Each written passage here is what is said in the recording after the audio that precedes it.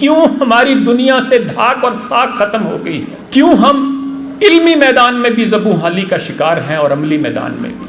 کیوں ہم کوئی پائیدار تبدیلی اور انقلاب برپا کرنے کے قابل نہیں رہے؟ ان سوالوں کا جواب بھی مجھے فکر اقبال سے ملتا ہے۔ شبی پیش خدا بگریستم زار مسلمانن چرا زارند و خارن ندا آمد نمی دانی کہ این کون دل دورن و محبوب ندارن۔ میں رات خدا کے آگے رویا، گڑ گڑایا کہ یا اللہ یہ امت مسلمہ کیوں ذلیل و رسوا ہے، کیوں یہ ذلت کی گھاٹیوں میں گرتی چلی جا رہی ہے؟ تو مجھے جواب یہ آیا کہ تو نہیں جانتا کہ یہ قوم دل تو رکھتی ہے لیکن اب محبوب نہیں رکھتی۔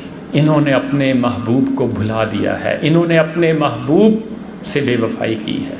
وہ جس نے ان کو دنیا میں سر اٹھا کر جینا سکھایا ہے، وہ جس نے ان کو دنیا کے ظالم بادشاہوں کی غلامی سے نجات دلائی، وہ جس نے دنیا کو ان کے قدموں میں ڈھیر کر دیا، یہ اس محبوب کو بھول گئے ہیں، اس لیے یہ ذلیل و رسوا ہے۔ بلکہ میں تو کہوں گا اس شعر پر عمل سے پاکستان دنیا کی سپر پاور بن سکتا ہے اور امت مسلمہ اپنا کھویا ہوا مقام دوبارہ سے حاصل کر سکتی ہے۔ اور وہ شعر وہی ہے جو مجھے اور آپ سب کو ازبر ہے کہ کی محمد سے وفا تو نے تو ہم تیرے ہیں، یہ جہاں چیز ہے کیا لوح و قلم تیرے